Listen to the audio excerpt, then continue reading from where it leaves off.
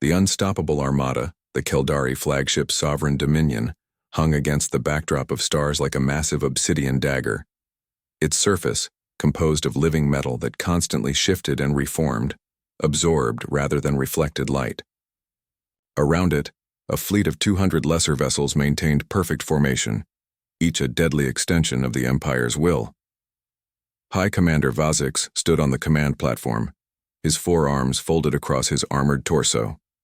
Bioluminescent patterns pulsed across his gray skin as he studied the planet below. Lumeria, with its crystalline cities and advanced technological civilization, would make an excellent addition to the Keldari Empire. Status report, Vazix demanded, his voice resonating through the neural pathways that connected all Keldari aboard. Subcommander Nex approached, her movements fluid despite the heavy exoskeleton she wore. The Lumerian defensive grid is at 60% capacity. Our first wave has neutralized their orbital platforms. Ground forces report moderate resistance in the northern hemisphere. Casualties? Minimal. Their weapons are effective but predictable. Vazix's mouthparts curved in what passed for a smile among the Keldari. How long until complete subjugation? Estimated time to surrender. 8 hours, High Commander. Acceptable. Prepare the assimilation protocols and begin cataloging their technology. Their crystalline computing systems may prove useful to the Empire. This was the 43rd conquest for the Keldari Empire in just over 2 centuries. Their tactics were refined to perfection. Arrive, overwhelm, assimilate. Some worlds fought for weeks, most capitulated within days. None had ever successfully repelled a Keldari invasion force. High Commander, called the sensor officer, her voice tinged with surprise. We're detecting an unknown vessel approaching. From the edge of the system, Vazix turned his attention to the main viewing field. Show me. The field shifted to display a ship unlike any in the Keldari database. It was sleek yet sturdy, with clean lines and practical design elements. It bore no decorative features or unnecessary protrusions, just functional components arranged with elegant efficiency. Origin? Vazix inquired. Unknown, High Commander. It matches no known design in our archives. Scan it. Nex worked at her station. Small vessel by our standards, approximately 300 meters in length. Modest weapon systems, unusual power signature, only 127 life forms aboard. A scout ship, perhaps, or a foolish attempt at diplomacy. Vazix waved dismissively. Open communications. The viewing field shifted again, revealing the bridge of the unknown vessel. A human female with dark hair pulled back tightly stood at the center, wearing a uniform of deep blue with silver insignia. Her eyes showed no fear as she gazed back at the Keldari commander. This is Captain Maya Chen of the Earth vessel Defiance. We represent the United Earth Alliance. We have observed your unprovoked attack on the Lumerian people and demand that you cease hostilities immediately. Vazix's skin flashed with patterns indicating amusement. You demand? Interesting. I am High Commander Vazix of the Keldari Empire. Your species is unknown to us. Are you allies of the Lumerians? We are explorers who believe in peaceful coexistence between species. The Lumerians have established trade relations with Earth and fall under our protection. Protection? Vazix's patterns shifted to show condescension. Your single vessel cannot protect itself, let alone another world. Observe. With a mental command, Vazix ordered a nearby destroyer to target the Lumerian capital city. A beam of concentrated energy lanced down from the vessel, vaporizing a crystalline spire that had stood for millennia. The destruction was precise and devastating. That was one of their cultural centers, Maya said, her voice tight with controlled anger. It contained irreplaceable historical artifacts. The first of many such demonstrations, Vazix replied. Unless you wish your vessel to be the next target, I suggest you depart this system immediately. Consider this your only warning. Maya's expression remained resolute. We will not abandon the Lumerians. The United Earth Alliance does not respond well to threats, High Commander. I strongly advise you to withdraw your forces before this escalates further. Vazix's skin patterns now displayed genuine surprise. In 2 centuries of conquest, No species had ever stood their ground once they witnessed Keldari power. Even the threat of destruction usually sent most diplomatic vessels fleeing. Your courage is noted, Captain Chen. However, courage without power is merely a prelude to extinction. You have 1 hour to reconsider your position. After that, we will add your vessel to our collection of conquered technologies. Maya's eyes narrowed slightly. Understood, High Commander. Defiance out. As the communication ended, Vazix turned to Nex. Analyze their vessel. I want to know everything about their technologies. Already in progress, High Commander. Their ship's design is unusual. Their hull composition appears to be a composite material we haven't encountered before. Their power systems operate on principles that differ from standard matter on antimatter reactions. Primitives with unusual technology are still primitives, Vazix said dismissively. Continue the attack on Lumeria. Assign a destroyer to deal with the Earth vessel if they haven't departed in 1 hour. Back aboard the Defiance, Maya Chen called her senior officers to the command deck. The atmosphere was tense but focused as she explained the situation. The Keldari have given us an hour to leave the system, she informed them. Obviously, that's not happening. Commander Jackson, her tactical officer, frowned. Captain, with all due respect, we've seen what their weapons can do. The Defiance is the exploration vessel with defensive capabilities, not a warship. I'm aware of our limitations, Commander. Maya activated a display showing sensor readings of the Keldari fleet. But during our brief encounter, our science team made some interesting discoveries. Dr. Eliza Wong, the ship's chief scientist, stepped forward. The Keldari vessels use a form of quantum-entangled communication. It's incredibly efficient, no lag, impossible to intercept. But it also has a potential weakness. What kind of weakness? Jackson asked. Their entire fleet operates as a single organism, Wong explained. Every ship connected through this quantum network. Their perfect coordination comes from what is essentially a hive mind, but any system this integrated is vulnerable to cascade failures. Lieutenant Rodriguez, communications specialist, nodded in understanding. If we could disrupt their quantum field? Exactly, Maya confirmed. We can't outgun them, but we might be able to outsmart them. Dr. Wong believes we can modify our subspace transmitters to generate a targeted interference pattern. It's a theory, Wong cautioned, based on very limited observation. And even if it works, it would likely only create temporary confusion, not disable their ships entirely. Maya nodded. Sometimes confusion is all you need to change the course of a battle. Commander Jackson, work with Dr. Wong to implement these modifications. Lieutenant Rodriguez, send an encrypted subspace message to Earth Command with all our data on the Keldari. If we're successful, Earth will need this information. If we're not, she left the statement unfinished. Everyone understood the stakes.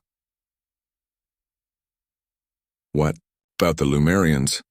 Asked Chief Engineer Patel. Their cities are being systematically destroyed.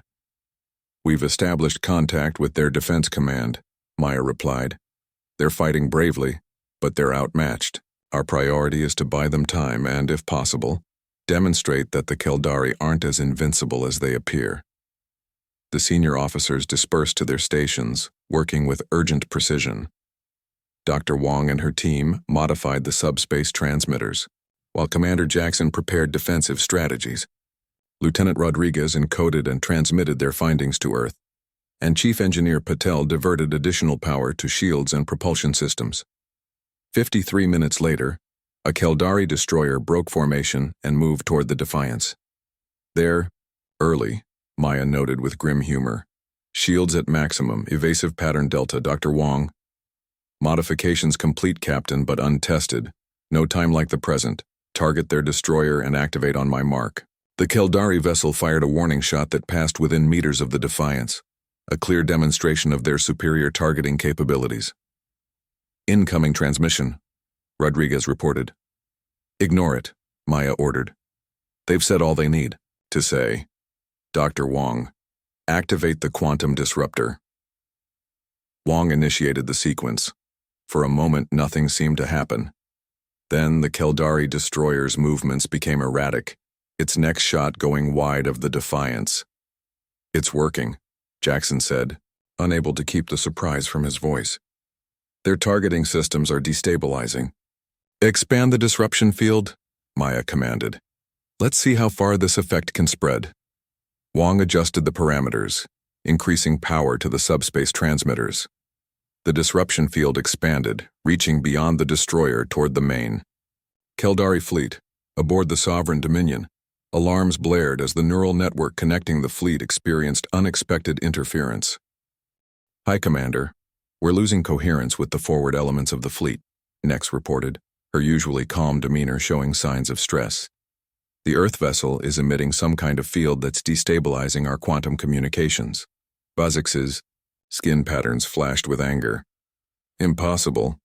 Their technology is too primitive. Nevertheless, Destroyer Group 7 is reporting command function degradation of 40% and rising. The Earth vessel appears to be specifically targeting our quantum entanglement network. For the first time in his long career of conquest, Vazix felt uncertainty. No species had ever identified the basis of Keldari communication so quickly, let alone developed a countermeasure during a first encounter. Withdraw Destroyer Group 7. Direct the nearest battleships to target the Earth vessel with concentrated fire. Back on the Defiance, Maya watched as the effects of their disruption spread.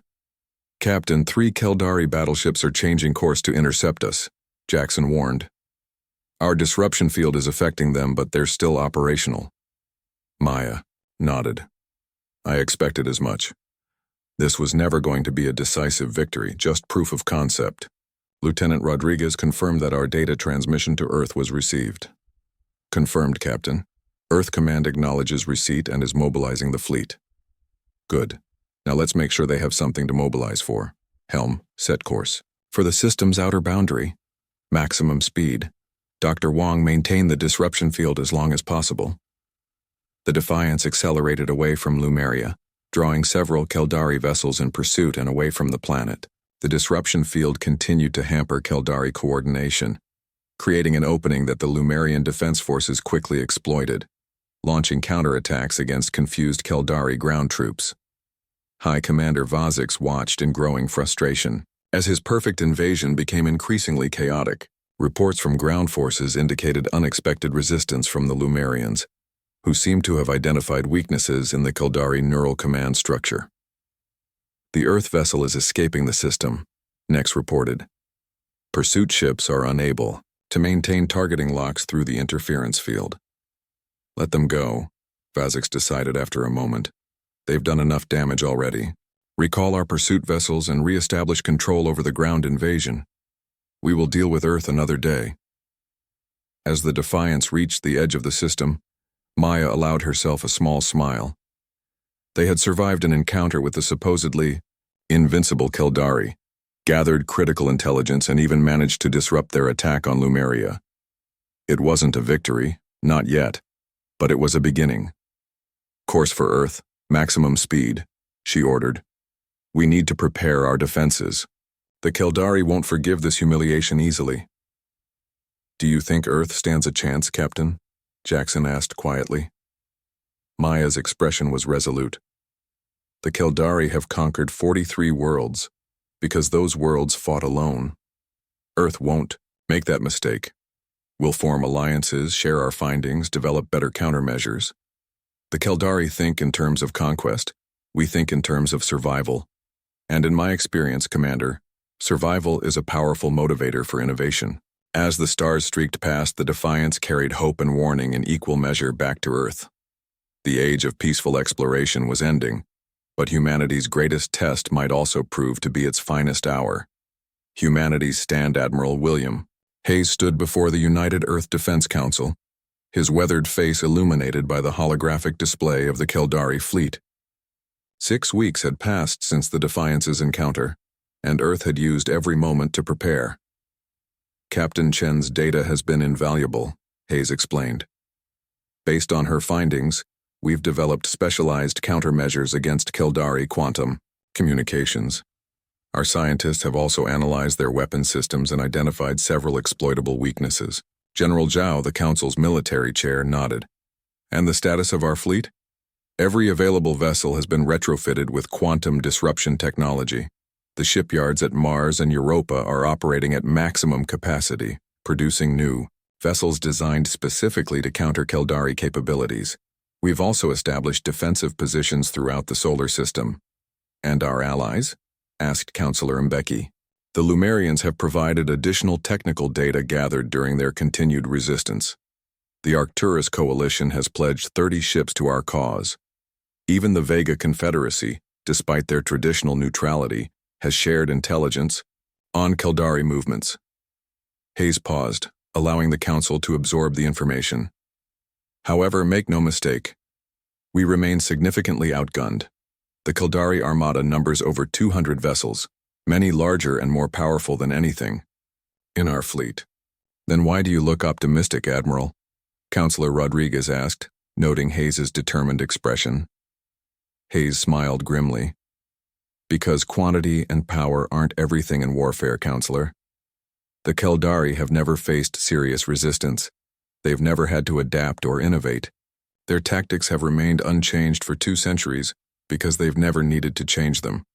He gestured to another hologram showing the newly commissioned UES Invictus, Earth's most advanced warship. We, on the other hand, have survival coded into our DNA. Captain Chen showed us that even a single exploration vessel could disrupt their operations.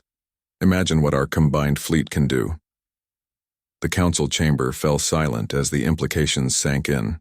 Finally, General Zhao spoke. Our long-range sensors indicate the Keldari fleet will reach Proxima Centauri within 3 days. That's where we make our stand. Hayes nodded. Yes. The binary star system provides tactical advantages we can exploit. Captain Chen will lead the Vanguard with the Defiance and 3 attack squadrons. The main fleet will deploy once the Keldari commit to the engagement. And if we fail? Counselor Mbeki asked quietly. Then we fall back to Alpha Centauri, and if necessary, to Sol itself. But we won't fail. Hayes's voice carried absolute conviction. The Keldari are about to learn what happens when you threaten humanity's home. 3 days later, Captain Maya Chen stood on the bridge of the Defiance, now reinforced with experimental armor and weapons systems. Around her ship, 15 smaller vessels maintained formation, hiding within the radiation shadow of Proxima Centauri b. Multiple FTL signatures detected, reported Lieutenant Rodriguez. Keldari fleet entering the system. Maya nodded. All ships maintain position. Active sensors off. Passive detection only. The bridge crew watched in tense silence as the massive Keldari armada materialized at the system's edge. Leading the formation was the Sovereign Dominion, High Commander Vazix's flagship, flanked by 4 battleships that dwarfed anything in Earth's arsenal. They've deployed in standard conquest formation, Commander Jackson observed. No adaptations based on our previous encounter. Maya smiled tightly. Overconfidence. Exactly what we were counting on. Initiate Phase 1. Throughout the Proxima Centauri system, seemingly innocent navigation beacons activated, emitting carefully calibrated quantum interference patterns. Too weak to disable Keldari communications, but strong enough to create subtle distortions in their neural network. Aboard the Sovereign Dominion, Vazix reviewed the system scans with growing irritation. Where are they? Our intelligence indicated, this system contains a human colony. Confirmed, High Commander. Nex responded. Sensors detect a settlement on the 3rd planet, but no significant defensive installations or vessels. A trap, perhaps? Vazix considered. Or have they abandoned this outpost? Unlikely, High Commander. We detect approximately 10,000 human life signs on the planet. Vazix's skin patterns displayed contempt. They left their people undefended. Perhaps the courage displayed by Captain Chen was an anomaly among her species. We are detecting some unusual radiation patterns within the system, Nex noted. Possibly natural phenomena related to the binary star configuration. Irrelevant. Deploy the fleet in standard assault formation. Begin planetary bombardment sequences. As the Keldari fleet moved deeper into the system, Maya watched their approach with calculated patience. They've taken the bait. Prepare Phase 2. Transmission to Admiral Hayes. Operation Hydra is active. At the outer edge of the system, behind the massive radiation field of Proxima Centauri A, the main Earth fleet waited. Admiral Hayes received Maya's signal and turned to his bridge crew. All ships prepare to engage. Quantum disruptors at full capacity. Back near Proxima Centauri B, Maya gave the order. All ships, activate quantum disruptors at maximum power. Target pattern Alpha. 16 Earth vessels simultaneously activated their disruption fields, creating an overlapping pattern specifically designed to maximize interference with Caldari neural networks. Unlike the improvised field the Defiance had used during their first encounter, these were precision instruments crafted to exploit the exact frequencies used by Caldari quantum communications. The effect was immediate and dramatic. Throughout the Caldari fleet, ships suddenly lost coherence with the network. Neural pathways that had connected crews for generations suddenly went silent, leaving individual Caldari isolated in a way they had never experienced. High Commander, Nex's voice betrayed genuine alarm. Neural network failure across 80% of the fleet. Ships are reporting command function degradation of up to 90%. Vazix struggled to process the situation, his own connection to the fleet. Fragmented and distorted. Impossible. Locate the source of the interference. Multiple sources detected. Earth vessels decloaking around Proxima Centauri B. The viewing field showed Maya's small squadron, their disruption fields now visible as rippling distortions in space. Destroy them, Vazix commanded, but his orders reached only the nearest vessels. The rest of the fleet, cut off from the neural network, fell into disarray. Some ships maintained position, awaiting direct instructions. Others fired at random, their targeting systems compromised by the disruption fields. Maya watched the chaos with grim satisfaction.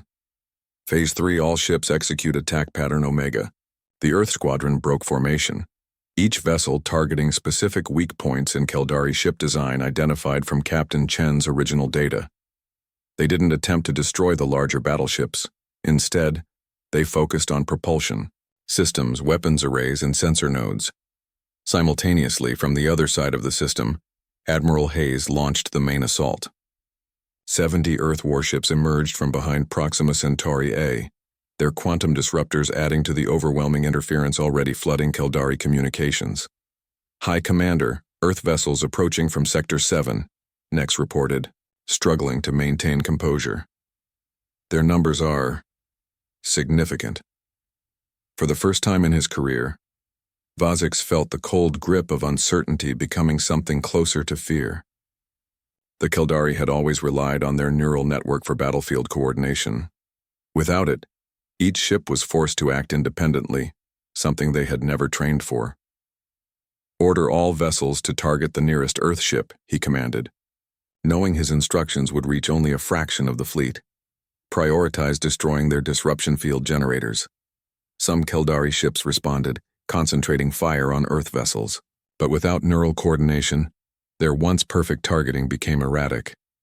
Earth ships, smaller and more maneuverable, evaded most attacks while continuing to strike at vulnerable systems. Phase 4, Maya ordered. Deploy the Fireflies. From each Earth vessel, dozens of small drone-like objects launched into space. These Fireflies, a last-minute innovation from Earth's defense laboratories, were essentially miniature quantum disruptors attached to maneuvering thrusters. They sought out individual Caldari ships, attaching to their hulls and creating localized disruption fields that further isolated each vessel. Admiral Hayes watched the battle unfold from the bridge of the Invictus. They're adapting slower than expected, he noted. Target the Sovereign Dominion. All vessels, convergence pattern Delta. 20 Earth warships changed course, focusing their attack on the Caldari flagship. Their weapons, enhanced based on data gathered by the Defiance, targeted specific vulnerabilities in the living metal hull of the massive vessel. Aboard the Sovereign Dominion, systems failed in cascading sequence as the Earth fleet's concentrated assault overwhelmed its defenses. Hull integrity compromised on decks 3 through 17, Nex reported, her voice steady despite the crisis. Neural network connectivity below 10%. Weapon systems at 30% capacity. Vazik stared at the tactical display, in disbelief. His perfect fleet, undefeated for 2 centuries, was in disarray. Ships that should have moved with coordinated precision now drifted in confusion, or fired wildly at elusive targets. The smaller Earth vessels darted between his massive battleships, striking with surprising effectiveness before withdrawing beyond range. "This cannot be happening," Vazik said, patterns of distress flashing across his skin. "These humans, they were unknown to us mere weeks ago." "High Commander, we must withdraw and regroup," Nex urged. "We cannot fight effectively while our neural network is compromised." Vazik hesitated. The Keldari had no protocols for retreat.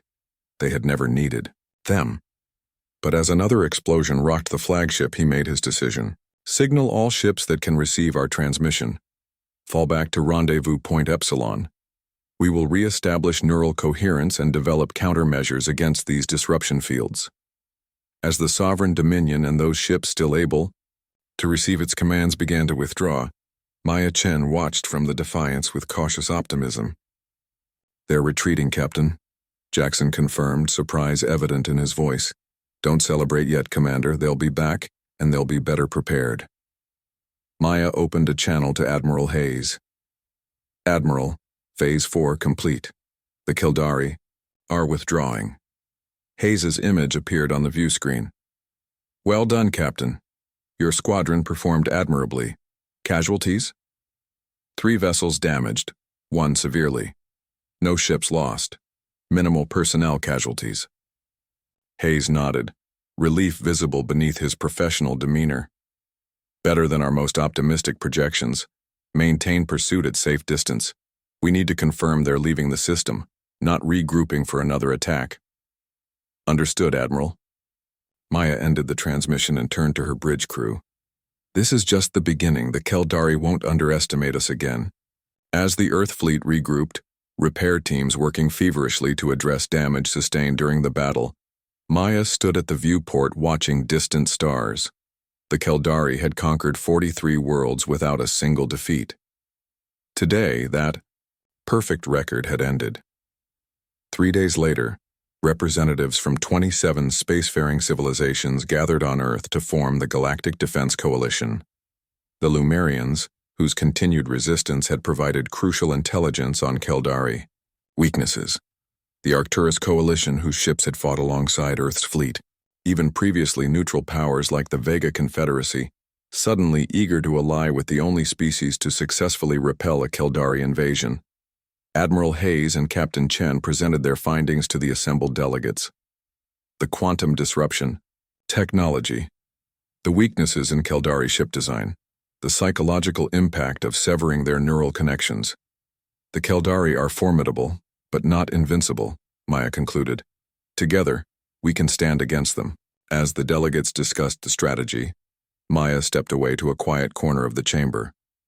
Lieutenant Rodriguez approached with a data pad. "Long-range sensors have detected Keldari activity near the Tau Ceti system," she reported.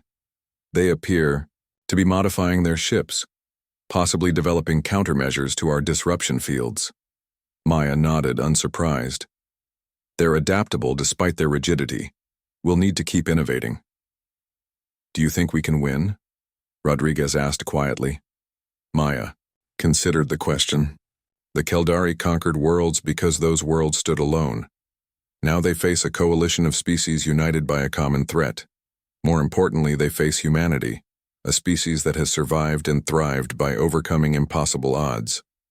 She looked across the chamber at the diverse gathering of aliens, all cooperating because of what Earth had shown was possible. The Keldari thought they were unstoppable until a single human warship stood in their path, Maya said with quiet confidence. Now they know better, and that knowledge, that doubt, may prove to be our greatest weapon. In the vastness of space, the Keldari fleet regrouped, their neural network slowly recovering from the disruption. High Commander Vazik stood before the Empire's Council of Dominion, explaining the unprecedented defeat. "These humans are unlike any species we have encountered," he concluded. "They identified our weaknesses with remarkable speed and exploited them with unexpected innovation. The Council's Primarch, ancient and rarely moved to emotion, leaned forward. Then we must learn from this defeat, adapt our strategies, improve our technologies. The Keldari Empire has faced obstacles before. Yes, Primarch, Vazix agreed, his skin patterns showing determination rather than defeat. The humans have won a battle, but the war is just beginning. As both sides prepared for the conflicts to come, one thing became clear. The galaxy had changed, irrevocably. The era of unchallenged Keldari expansion was over. A new balance of power had emerged, one in which humanity's unique combination of adaptability, innovation, and determination would play a decisive role. The stars themselves seemed to watch with interest to see what would unfold next.